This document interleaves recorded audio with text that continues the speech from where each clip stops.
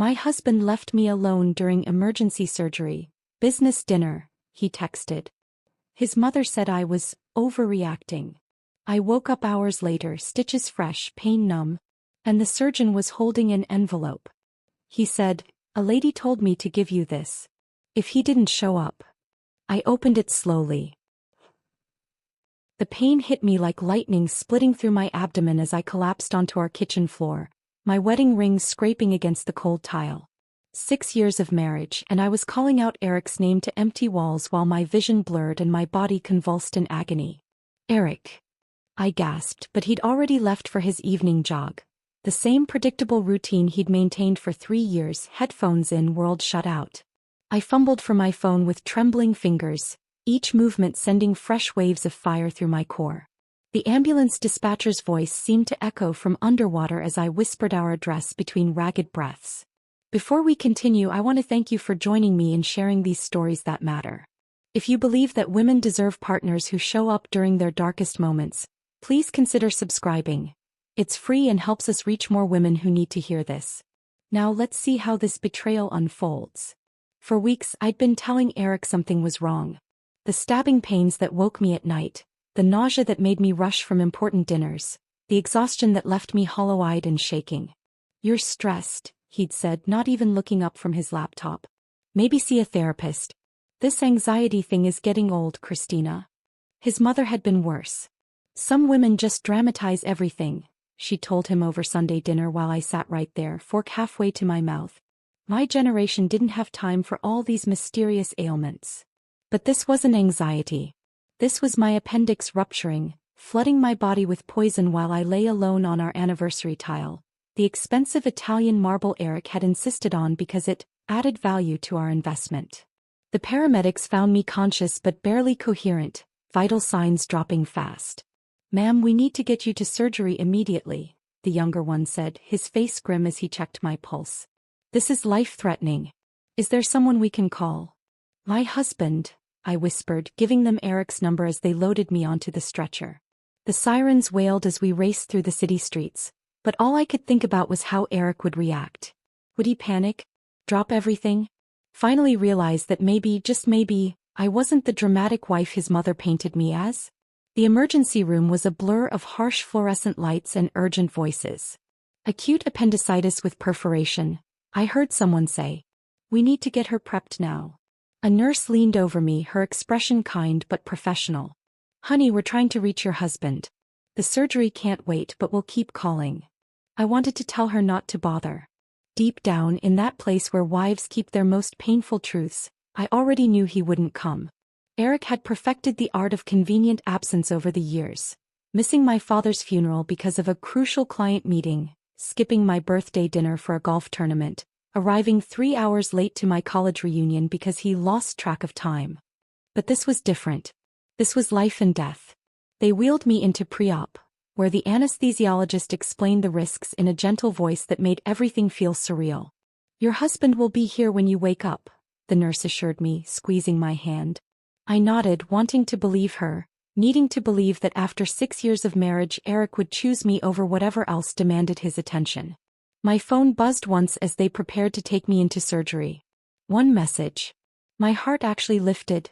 Maybe he was racing here, maybe he'd gotten the calls, maybe. "Can't come. Business dinner. Handle it." 8 words. 8 words to dismiss the fact that his wife was about to go under the knife, alone, while her body fought a potentially fatal infection. 8 words that somehow managed to be both cruel and casual, like he was declining an invitation to coffee rather than abandoning his spouse during a medical emergency.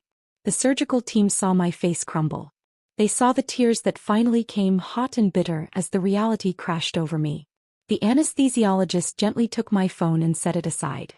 "We're going to take excellent care of you," he said softly. "You're going to be okay." But I wasn't okay. As the anesthesia pulled me under, my last conscious thought wasn't about the surgery or the pain or even the fear of dying. It was the crushing realization that I had married a man who could reduce my life-threatening emergency to an inconvenience he could simply text away. While I fought for my life on the operating table, Eric was probably ordering wine and discussing quarterly projections, my crisis already forgotten. The business dinner. Always the business dinner. It was his escape hatch from every uncomfortable moment, every emotional demand, every instance where being a husband required more than his minimum effort. Hours later, when I first opened my eyes in recovery, the silence confirmed what I already knew. No flowers. No worried face hovering over me. No hand holding mine. Just the steady beep of monitors and the antiseptic smell of a hospital room where I'd nearly died alone. The nurse checked my vitals with practiced efficiency. "Your surgery went perfectly," she said warmly. "You're going to make a full recovery. Your husband hasn't arrived yet, but—" "He's not coming," I whispered, my voice hoarse from the breathing tube. The words tasted like truth, bitter, final, and somehow liberating. She paused, her expression shifting to something deeper than professional sympathy. "I'm sorry, honey. Some people just don't understand what really matters." But I was beginning to understand. As I lay there in that sterile room, fresh stitches pulling at my skin and pain medication dulling the edges, I finally saw our marriage clearly. Eric hadn't just failed me tonight. He'd been failing me for years, one convenient absence at a time. And somewhere in that moment of absolute clarity, something inside me shifted. The woman who had begged for his attention, who had made excuses for his coldness, who had accepted crumbs of affection like they were feast, she was dying on that hospital bed. What would wake up in her place was something entirely different. 3 days passed in a haze of morphine and broken sleep. Nurses came and went like ghosts, checking my vitals, adjusting my speaking in hushed tones about my remarkable recovery. But recovery from what? The physical wound was healing, sure, but something deeper had torn open that no surgeon could stitch closed. I kept expecting Eric to walk through that door with his sheepish smile and some elaborate excuse. Maybe he'd bring those overpriced roses from the fancy florist downtown, the ones he bought whenever his guilt finally outweighed his indifference. Maybe he'd sit beside my bed and hold my hand the way husbands do in movies, whispering apologies and promises to be better. But the door remained closed. My phone stayed silent. On the 4th morning, I woke to find Dr. Martinez standing beside my bed, his usually confident demeanor replaced by something I couldn't quite read. He held a manila envelope in his hands, turning it over slowly like he was weighing whether to give it to me. "How are you feeling today, Christina?" he asked, but his eyes kept drifting to the envelope. "Better," I lied, struggling to sit up straighter. "When can I go home?" "Soon. Your incision is healing beautifully and your white cell count is back to normal." He paused, then looked directly at me. "Has your husband been by yet?" The question hit like a physical blow. "No. He's busy with work." Dr. Martinez nodded slowly, as if that confirmed something he already suspected. "Christina, I need to ask you something and I want you to be completely honest with me. Are you safe at home?" "Safe." The word felt foreign in my mouth. "What do you mean?" "Sometimes when family members don't show up during medical emergencies, it's because—" He trailed off, choosing his words carefully. "It's because the relationship isn't what it appears to be from the outside." I stared at him, confused. "Dr. Martinez, my husband isn't violent. He's just absent." "Absence can be its own form of cruelty," he said quietly. Then he held up the envelope. "A woman came by yesterday. She was very specific about when I should give this to you. She said, and I quote, 'Only if he doesn't show up.'" My heart started racing, the monitor beside my bed betraying my sudden anxiety. "What woman?" "I don't understand." "She didn't give her name. Elegant lady, maybe mid-30s, blonde hair. She seemed to know you though. Or at least she seemed to know your situation." He extended the envelope toward me. "She paid your entire hospital bill, Christina. Everything. The surgery, the medications, the room charges. It's all covered." I took the envelope with trembling hands. My name was written across the front in careful script, but beneath it someone had written, "For when you're ready to see the truth." "Did she say anything else?" I whispered. "She said you'd understand once you read it. And she said to tell you that you're stronger than you think." Dr. Martinez squeezed my shoulder gently. "I'll give you some privacy." After he left, I sat there for what felt like hours just staring at the envelope. Part of me wanted to throw it away, to pretend this strange woman and her mysterious message didn't exist. But another part of me, the part that had been slowly awakening since Eric's abandonment, needed to know what was inside. With shaking fingers I tore open the seal. The first thing I saw made my breath catch. A photograph of Eric, but not the Eric I knew. This Eric was younger, maybe 7 or 8 years ago, wearing a tuxedo I'd never seen. He was smiling, that devastating smile that had first attracted me to him, but his arm was around a woman who wasn't me. She was beautiful, blonde, sophisticated, with kind eyes and a genuine smile that reached them. She wore a wedding dress, and her hand displayed a ring that looked suspiciously like mine, only older, more vintage. Beneath the photo was a hospital bill with "paid in full" stamped across it in red ink. But it wasn't my bill. It was for someone named Skylar Whitmore, dated 4 years ago. Extensive neurological procedures, months of intensive care rehabilitation services. The same last name Eric had when I met him. My hands shook as I unfolded the letter beneath everything else. The handwriting was the same elegant script from the envelope's front. "Dear Christina, you don't know me, but I was his wife before you. My name is Skylar. If you're reading this, it means Eric has done to you what he did to me. Abandoned you when you needed him most. I'm sorry. I'm sorry because I know exactly how that feels, and I know exactly what comes next. You're probably confused right now. Maybe you're telling yourself this is some mistake, some cruel joke. I thought the same thing when I first realized what kind of man I'd married. But you're not crazy and you're not overreacting. You're just finally seeing clearly. I know about the business dinners that run late. I know about the important clients who always seem to need him on holidays. I know about his mother's comments about dramatic women and anxiety disorders. I know because I lived it too. I also know about the joint bank account he's been slowly draining. The life insurance policy he increased right before you got sick. The private conversations he's been having with his lawyer about protecting assets in case of medical expenses. Christina, I need you to understand something. What happened to you wasn't an emergency to him. It was an opportunity. I stopped reading, my vision blurring with tears that weren't from pain medication. The letter fluttered in my hands as the full meaning of her words sank in. He hadn't just abandoned me. He'd been planning for this moment, preparing for it. While I lay in surgery fighting for my life, Eric had been calculating how my potential death might benefit him financially. The woman in the photo, Skylar, had been through this exact same scenario. And somehow she'd survived to warn me. But how? And why now? I looked at the photo again, studying her face more carefully. There was something familiar about her eyes, something that made me think I'd seen her before. Recently. Then it hit me like a physical blow. The woman who'd been in the hospital elevator 3 days ago. The one who'd smiled at me with such knowing sadness. The woman who'd held the door and said, "Take care of yourself, honey. You're stronger than you know." It had been her. Skylar. Eric's first wife. The wife who was supposed to be dead. My fingers trembled as I turned to the second page of Skylar's letter, desperate to understand how a dead woman could be walking hospital corridors and paying my medical bills. I suppose you're wondering how I'm writing this letter when Eric told everyone I died 4 years ago. The truth is both simpler and more devastating than you might imagine. We were married 9 years ago in the same church where you probably had your ceremony. Eric has a pattern. He even recycled the same vows, the same honeymoon destination, probably the same promises about growing old together. That first year was magical. He was attentive, romantic, everything I'd dreamed of in a husband. He called me his angel, and promised to love me in sickness and in health. Then something changed. It started small, forgotten anniversaries, canceled dates, that distant look in his eyes when I spoke about my day. By year 2 he'd mastered the art of being physically present but emotionally absent. Sound familiar? The headaches began during our 3rd year. At first they were manageable, just occasional migraines that Eric dismissed as stress from my job at the art gallery. "You're working too hard, Skylar," he'd say, barely looking up from his phone.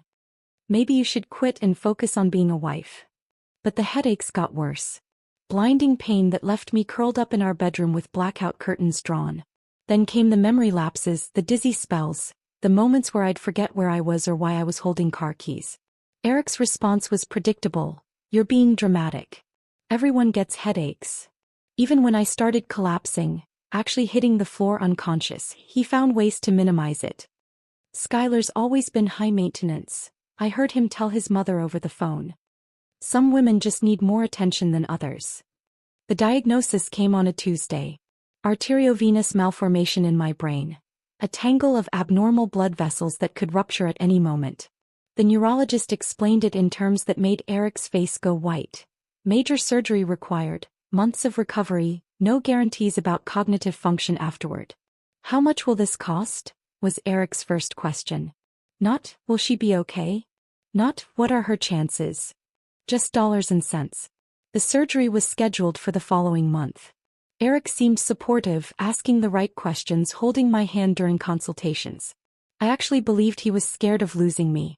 What I didn't know was that he'd already contacted a divorce attorney. 3 days before my surgery, he increased my life insurance policy to $500,000. He told me it was just being responsible in case something happened. I signed the papers gratefully, thinking how thoughtful he was to protect our future. I never made it to the scheduled surgery.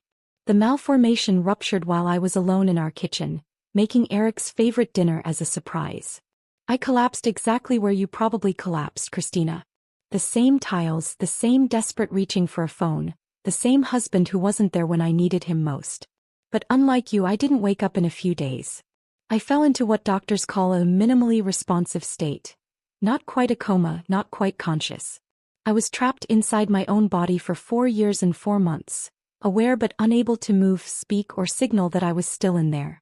Eric visited exactly 3 times. Once to sign papers transferring our joint accounts into his name alone. For medical expenses, he told the staff. Once to authorize moving me from the expensive private facility to a state-run long-term care facility. And once to file for divorce on grounds of mental incapacitation. The nurses didn't know I could hear them discussing it. Poor woman, one said. Her husband says she wouldn't want to live like this. He's already planning the funeral. But I wasn't dying. I was listening, Bernie, understanding exactly who I'd married. He sold our house 6 months after my collapse. Told neighbors I was deteriorating rapidly, and that keeping it was too painful. The money went into accounts I couldn't access, investments I'd never agreed to, a new car I'd never ride in. 18 months later he met you at some charity function. I know because he actually brought you to see me once, early in your relationship. You probably don't remember. I was just another sad case in a long-term care ward. But you were kind to the nurses, gentle with the elderly patients in wheelchairs. You had no idea you were meeting your predecessor. This is why I value life so much, Eric told you as we left my room. Seeing Skylar like this makes me appreciate every healthy day. He was using my tragedy as a pickup line, Christina. Creating sympathy to make himself seem deeper, more sensitive. 2 years after that visit he married you. I knew because the nurses talked about seeing his picture in the society pages. Didn't his wife just die? One asked. Guess he moved on quickly, another replied. Except I hadn't died. I was very much alive, just trapped in a body that wouldn't obey my commands. The day I woke up, really woke up, was a Tuesday just like the day I got my diagnosis. 4 years and 4 months after my collapse, my eyes opened and stayed open. My fingers moved when I told them to. My voice, hoarse from disuse, actually made sounds. The staff was amazed. They called it a miracle, a 1 in a million recovery. But the first thing I asked for wasn't water or food or even a mirror to see how I'd changed. I asked for a computer. Within hours I'd discovered the truth. Divorced while unconscious. Assets transferred. House sold. Husband remarried to a woman named Christina who looked remarkably like me, just younger and more trusting. You might expect me to tell you I was furious, that I screamed and raged and planned immediate revenge. But lying motionless for over 4 years teaches you patience. It teaches you that emotions are luxuries and survival requires strategy. So I began watching. Learning about you, about your marriage, about the patterns Eric was already repeating. I saw the same distance in his eyes during your public appearances. I recognized the way he checked his phone when you spoke. I knew it was only a matter of time before he did to you what he'd done to me. The only question was whether you'd survive it. I set the letter down, my hands shaking so violently I could barely hold the pages. Skylar hadn't just been Eric's wife, she'd been his victim, discarded like garbage when she became inconvenient. And now I was living her exact same nightmare, just with different details. But she'd survived. Somehow, impossibly, she'd clawed her way back from the edge of death to warn me. The question was, what did she expect me to do about it?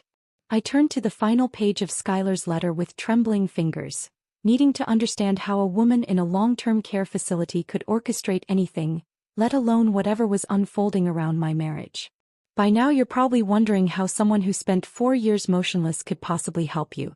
The answer has a name: Riley Morrison. Riley was my best friend before Eric, during Eric, and thankfully after Eric. She visited me every single week during those 4 years and 4 months when I couldn't respond, couldn't acknowledge her presence, couldn't even squeeze her hand to let her know I heard her voice. She read to me, played music, and most importantly, she promised she'd make things right if I ever woke up. Riley is a corporate attorney, brilliant, methodical, and absolutely ruthless when someone she loves has been wronged. She's also beautiful in that understated way that makes men feel like they've discovered a hidden treasure. Soft-spoken, kind eyes, the type of woman who listens intently and makes men feel like the most interesting person in the room. In other words, she's Eric's perfect target. 3 months after I woke up, Riley and I began planning. Not revenge, that's too emotional, too chaotic. We planned justice, and justice requires precision. Riley spent weeks studying Eric's patterns, his habits, his weaknesses.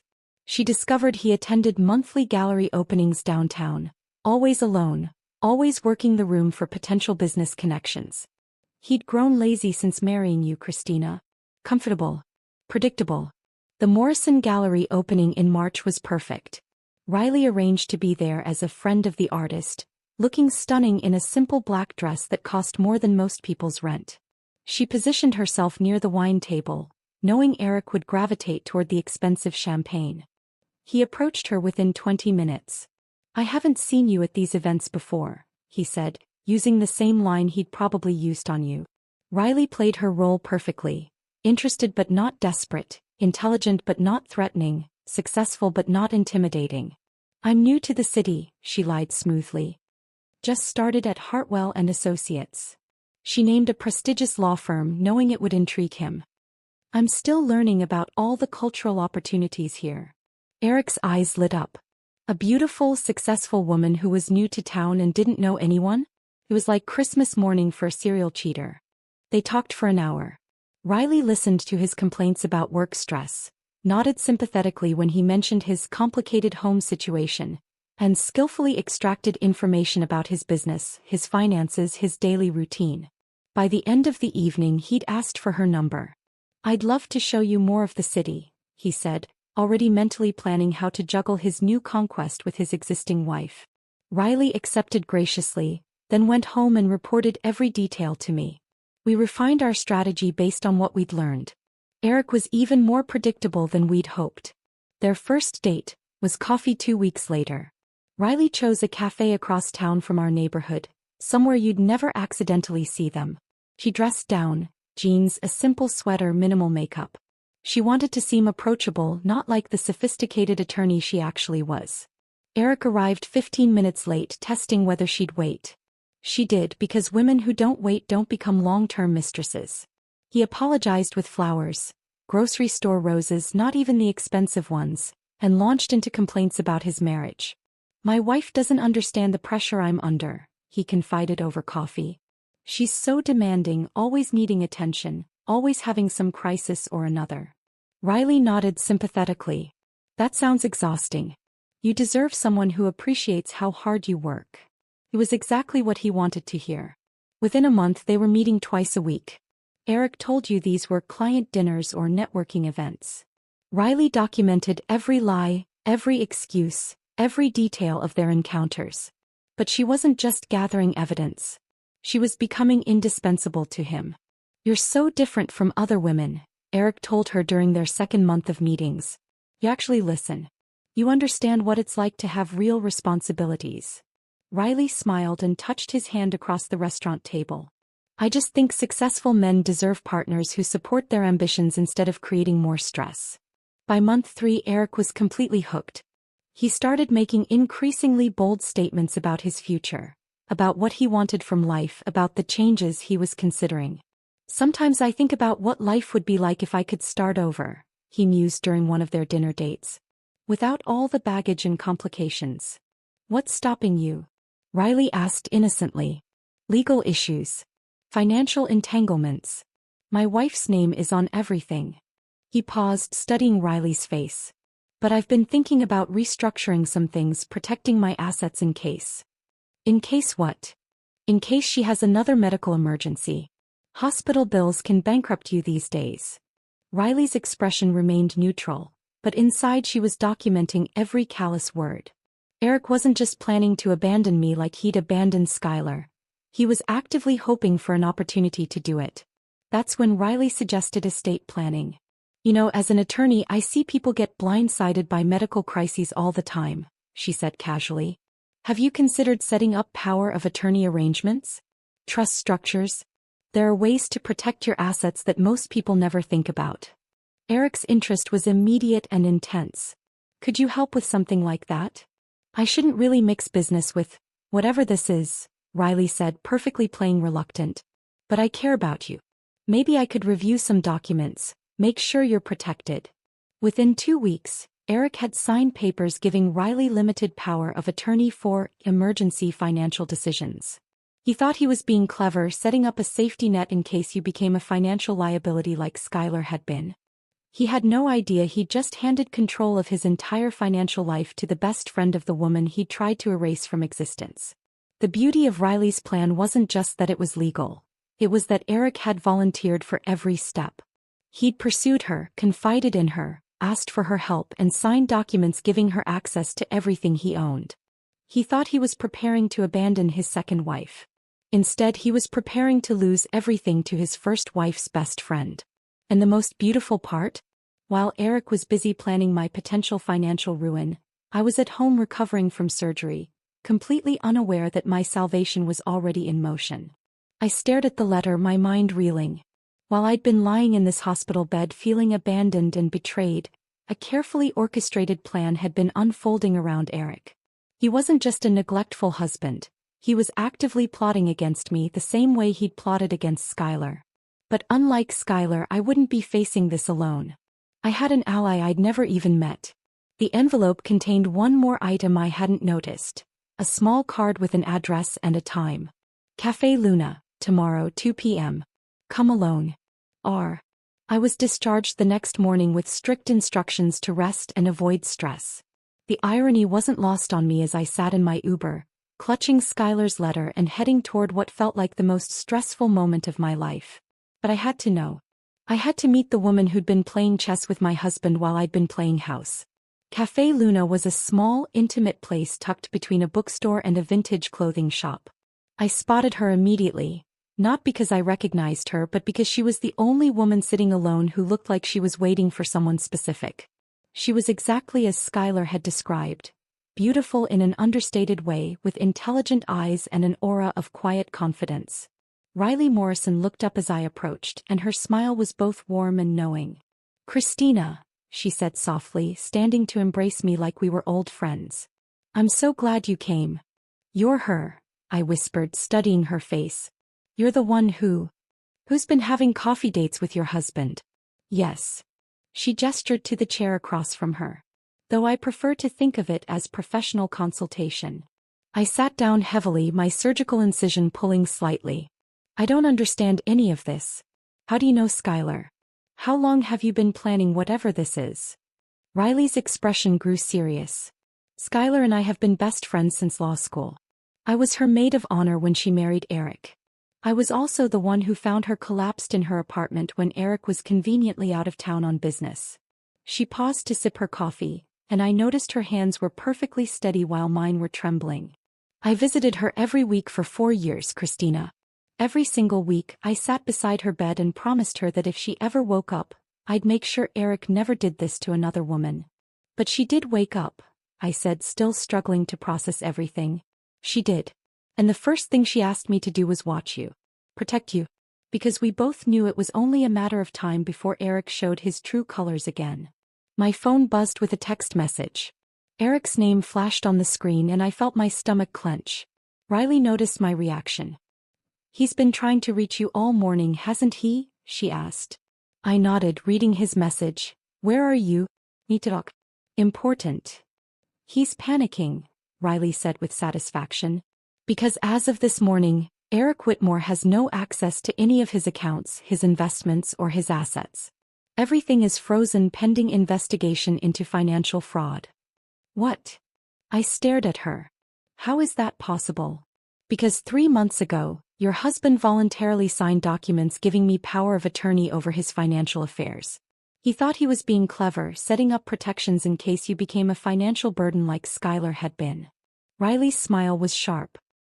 He had no idea he was signing his entire life over to someone who'd been planning his downfall for years. My phone rang. Eric's name again. This time I answered. Christina, where the hell are you? His voice was tight with panic. Something's wrong with our accounts. I can't access anything. The bank says there's some kind of legal hold. I'm having coffee, I said calmly, meeting Riley's approving gaze. With a friend. What friend? You don't have any friends I don't know about. The possessiveness in his voice was suddenly crystal clear to me. How had I never noticed it before? Her name is Riley Morrison. Perhaps you know her. The silence on the other end was deafening. When Eric finally spoke, his voice was different. Calculating, dangerous. Christina, I don't know what someone has told you, but you need to come home right now. We need to talk. About what, Eric? About how you left me alone during emergency surgery. About your business dinner that was more important than your wife's life? Or maybe about Skylar. Another silence. Longer this time. I don't know what lies you've been told. Lies. I laughed, and the sound surprised me with its bitterness. Is it a lie that you divorced your first wife while she was unconscious? Is it a lie that you've been planning to do the same thing to me? Christina, listen to me very carefully. His voice had gone cold. Whatever this woman has told you, whatever documents she's shown you, none of it matters. You're my wife. Everything I own is half yours. Come home and we'll sort this out together. Riley was writing something on a napkin. She slid it across to me. Check your account. I put Eric on speaker and opened my banking app. My personal account, which had contained $3,000 when I went into surgery, now showed a balance of $247,000. How? I whispered. Riley wrote another note. Skylar's settlement from the insurance company. She never spent a penny of it. Christina? Christina, are you there? Eric's voice was getting frantic. I'm here, I said, staring at the number on my screen. I'm just looking at my bank account. It's very interesting. What do you mean? I mean, I'm looking at $250,000 that wasn't there yesterday. Money that came from someone who cares more about my well-being than my own husband does. Who gave you money? Christina, this is illegal. Whatever scheme this woman is running. The woman's name is Skylar, Eric. Your first wife. The one who's supposed to be dead. The line went completely quiet. Not even breathing. Finally, Eric spoke and his voice was a whisper. That's impossible. Is it? Because she seems very much alive to me. Alive and angry and apparently very good at long-term planning. Riley gestured for the phone. I hesitated, then handed it to her. Hello, Eric, she said pleasantly. This is Riley Morrison, your attorney of record for all financial matters. I wanted to let you know that we've discovered some irregularities in your asset management that require immediate investigation. You can't do this. Eric's voice was barely controlled rage now. I never gave you permission to. Actually, you did. 3 separate times, in fact. All notarized, all witnessed, all completely legal. You were very thorough about making sure I had complete authority over your finances. In case of emergency. And this is an emergency, Eric. Your wife nearly died while you were having dinner with me. I'd say that qualifies. The silence stretched so long I thought he'd hung up. Then, what do you want? Riley looked at me, raising an eyebrow. The question wasn't for her to answer.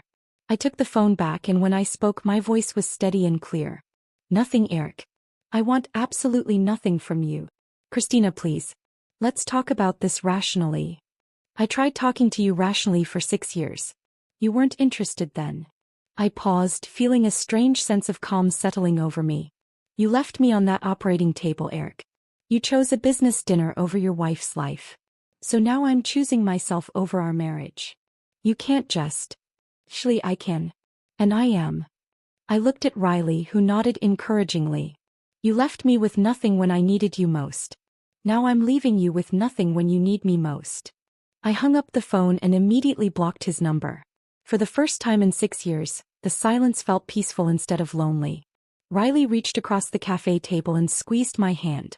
There's someone who's been waiting a very long time to meet you properly, she said gently.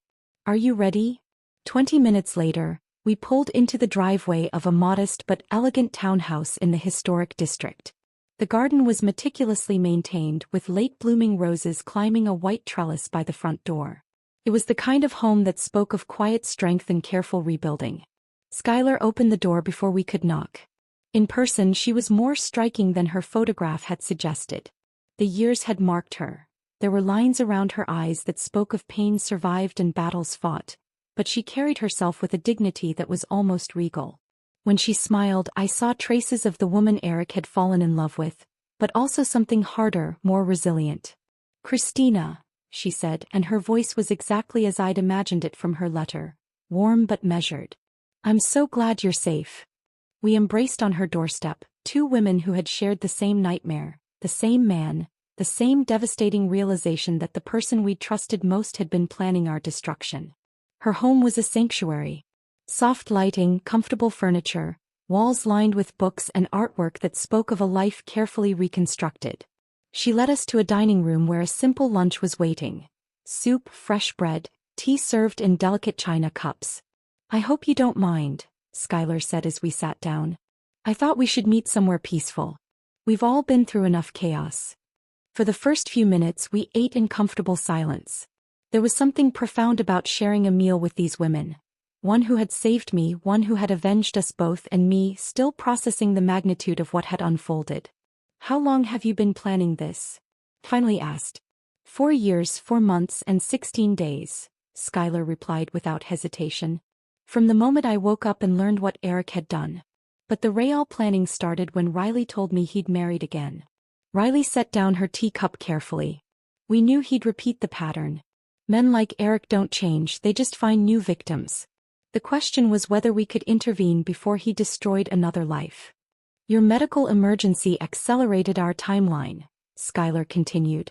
When Riley told me you'd collapsed and Eric hadn't shown up, we knew it was time to act. I looked between them, these two remarkable women who had orchestrated Eric's downfall with surgical precision. What happens now? Skylar stood and walked to an antique desk in the corner. She returned with a thick folder of legal documents. Now we divide what's rightfully ours. The documents were comprehensive. Property deeds, investment portfolios, bank statements, insurance policies. Everything Eric had accumulated during both marriages, meticulously catalogued and legally transferred. The house you shared with him, Skylar said, sliding a deed across the table. It's yours now. He took my home when I couldn't defend it. You shouldn't lose yours because of his choices. But the investment portfolio we built during my marriage, she continued, indicating another set of papers. Split 3 ways. Riley earned her share through her legal work and emotional labor. You earned yours by surviving him. Riley added her own documents to the pile. His car, his boat, his golf club membership, all transferred legally through the power of attorney he signed. Everything he used to impress other women while neglecting his wives. I stared at the papers, overwhelmed. This is too much. I can't accept. Christina, Skylar's voice was firm but kind. Eric stole 4 years of my life. He planned to steal yours. We're not taking anything that wasn't built on our backs, our sacrifices, our love that he exploited. He was right. Every asset on that table had been purchased with money Eric had earned while we supported him, managed his household, entertained his clients, played the role of devoted wives while he planned our destruction. Riley's phone buzzed with a text message. She glanced at it and smiled grimly. Eric's mother just tried to call him. When he didn't answer, she called his office. Apparently, he's been terminated for misappropriation of company resources. What does that mean? I asked. It means he was using company credit cards to fund his dates with me, Riley explained. His employers discovered the expenses during their investigation into his frozen accounts. Dinner receipts, hotel rooms, jewelry purchases, all charged to the firm while he told them he was courting potential clients. Skylar shook her head. He couldn't even cheat honestly. Over the next hour, we signed documents, notarized transfers, and legally solidified the distribution of Eric's former life. It felt surreal. 3 women sitting around a dining table, calmly dismantling a man's existence with the same methodical precision he'd used to try to dismantle ours. What about Eric? finally asked. What happens to him now? Riley consulted her phone again. His credit cards have been cancelled. His lease on that downtown apartment he thought we didn't know about has been terminated. His lawyer dropped him when the retainer check bounced. His family. Funny thing about families, Skylar mused. They're very supportive when you're successful and very distant when you're not. His mother, who called you dramatic for having emergency surgery, hasn't returned his calls since the news broke. His brother changed his phone number.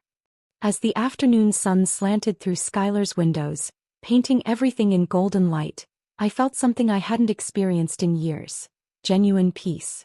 Not the fragile calm of walking on eggshells around Eric's moods, but the deep tranquility that comes from knowing you're exactly where you belong.